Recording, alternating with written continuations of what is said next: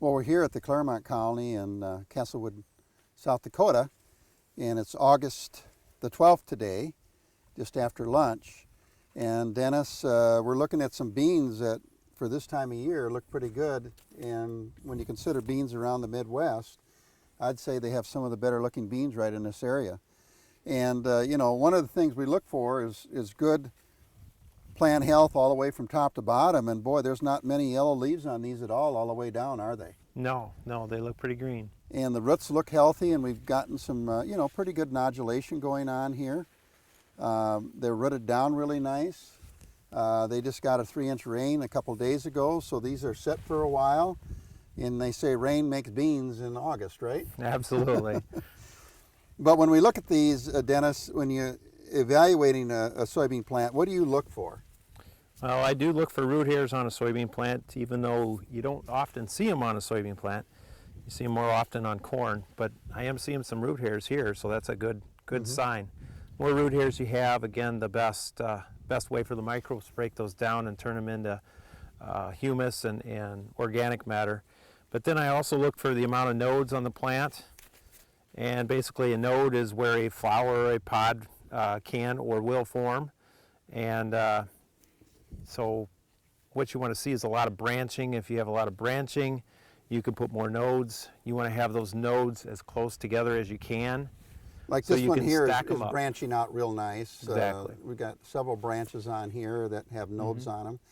And when we look at yield on soybeans, it's really the number of nodes per plant, number of pods per node, number of beans per pod, and the size of the bean in the pod that really determine overall yield. And when we get in this time of year, the ability to have a few of these pods at the top right here, that's worth 3 to 5 bushel in some cases, isn't it? Absolutely. So this rain that we just had is critical for putting on those last few pods for sure. beans are very sensitive to aborting flowers and pods at any stage in their development. That's why moisture is so critical in August for these soybeans. And of course, we've got a lot of 3-bean pods out here. I don't see a lot of 4-bean pods, but 3 is better than 2, obviously.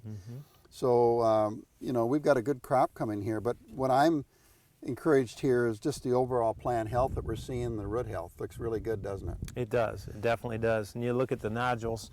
If you take and pop one of those nodules open, it should be pink in color. This one's nice and pink, and that shows that it's still producing nitrogen. So it's fixing a lot of nitrogen for the plant, and that's important in a rotation for corn too. Now, a lot of people don't realize that soybeans take 5.5 pounds of nitrogen per bushel. So if we're producing a high-yielding soybean crop, it takes a lot of nitrogen, doesn't it? It definitely does. That's why root health and soil biology, and there's 2 types of organisms that'll help the soybean plant fix nitrogen, and those that live freely in the soil, as well as those that live in a symbiotic relationship like we got with the rhizobium bacteria here with the nodules. It's very important. Now, one of the things that has been done on this field is he put on Herbalite Plus. Tell us a little bit about what Herbalite Plus is and why that seems to be helping with the overall plant health here. Well, Herbalite Plus is a high-energy carbohydrate mixture that really stimulates the plant, gives it a darker green color, and you don't have that stunting that you can have with AMS type of water conditioners. And that's what it does. It is a water conditioner, so it lowers the pH of the water, it lowers the hardness of the water. And then we add the micronutrients to it. That's what the plus part of it is. The micronutrients are designed to basically supply that plant with the micronutrients that Roundup is chelating. And Roundup is a chelator. It will tie up micronutrients. And so if we can put those micronutrients back into the plant when we spray the Roundup and put it all in one shot, we're going to be money ahead.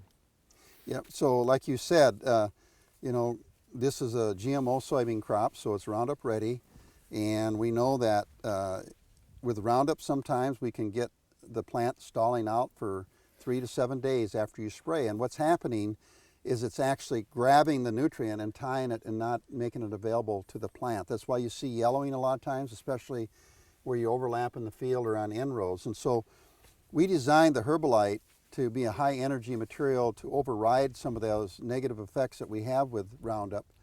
And then we added the micronutrient package that gives you a good foundational program to supply and kind of flood the plant with the key micronutrients that are needed for active growth and to have and maintain yield, and of course maintain the pods that are on this plant. So again, this is a very healthy crop. There's no yellowing from top to bottom.